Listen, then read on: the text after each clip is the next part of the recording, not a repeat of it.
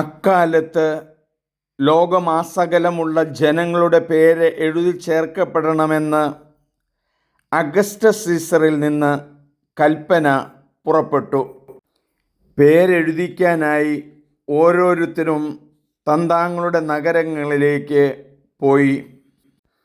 Joseph ദാവീദിൻ്റെ കുടുംബത്തിലും വംശത്തിലും പെട്ടവനായിരുന്നതിനാൽ പേരെഴുതിക്കാനായി ഗലീലായിലെ പട്ടണമായ നസറത്തിൽ നിന്ന് യൂദായിൽ ദാവീദിൻ്റെ പട്ടണമായ ബെത്ലഹേമിലേക്ക് ഗർഭിണിയായ ഭാര്യ മറിയത്തോടുകൂടെ പോയി.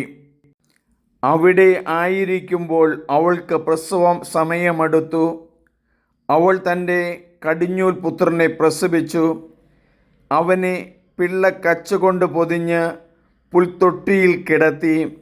കാരണം സത്രത്തിൽ അവർക്ക് സ്ഥലം ലഭിച്ചില്ല. ആട്ടിടയന്മാർക്ക് ലഭിച്ച സന്ദേശം.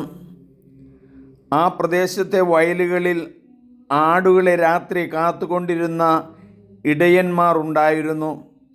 കർത്താവിൻ്റെ ദൂതൻ അവരുടെ അടുത്തെത്തി കർത്താവിൻ്റെ മഹത്വം അവരുടെ മേൽ പ്രകാശിച്ചു. അവർ വളരെ ഭയപ്പെട്ടു. ദൂതൻ അവരോട് പറഞ്ഞു, ഭയപ്പെടേണ്ട, ഇതാ സകല ജനത്തിനും വേണ്ടിയുള്ള വലിയ സന്തോഷത്തിൻ്റെ സത്വാർത്ത ഞാൻ നിങ്ങളെ അറിയിക്കുന്നു. ദാവീദിൻ്റെ പട്ടണത്തിൽ നിങ്ങൾക്കായി ഒരു രക്ഷകൻ, കർത്താവായ ക്രിസ്തു ഇന്ന് ജനിച്ചിരിക്കുന്നു. ഇതായിരിക്കും നിങ്ങൾക്ക് ഒരു അടയാളം. പിള്ളക്കച്ച കൊണ്ട് പൊതിഞ്ഞ് പുൽത്തൊട്ടിയിൽ കിടത്തിയിരിക്കുന്ന ഒരു ശിശുവിനെ നിങ്ങൾ കാണും. പെട്ടെന്ന് സ്വർഗീയ സൈന്യത്തിൻ്റെ ഒരു വ്യൂഹം ആ ദൂതനോടുകൂടി പ്രത്യക്ഷപ്പെട്ട് ദൈവത്തെ സ്തുതിച്ചുകൊണ്ട് പറഞ്ഞു, അത്യുന്നതങ്ങളിൽ ദൈവത്തിനു മഹത്വം, ഭൂമിയിൽ ദൈവകൃപ ലഭിച്ചിരിക്കുന്നവർക്ക് സമാധാനം. ദൂതർ പോയി കഴിഞ്ഞപ്പോൾ ആട്ടിടയന്മാർ പരസ്പരം പറഞ്ഞു, നമുക്ക് അവിടം വരെ പോകാം.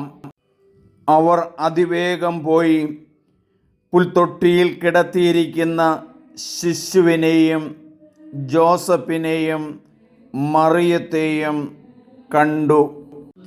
ഇന്ന് ഈശോ കുർബാനയിലും വചനത്തിലും വരുന്നു. ആയിരം പുൽക്കൂടുകളിൽ ഉണ്ണീശോ ജനിച്ചാലും എൻ്റെ ഹൃദയത്തിൽ ഉണ്ണി ജനിക്കുന്നില്ലെങ്കിൽ എന്തു പ്രയോജനം? കുട്ടികൾക്കാണ് ഏറ്റവും സന്തോഷം ക്രിസ്മസിൻ്റെ ദിനത്തിൽ. കുഞ്ഞുമക്കൾക്ക് കണ്ണു നിറയെ കാണാനും കാതു നിറയെ കേൾക്കാനുമുണ്ട്. എല്ലാവർക്കും ക്രിസ്മസ് മംഗളങ്ങൾ.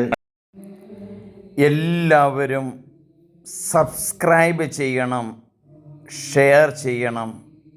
Christmas greetings to you all.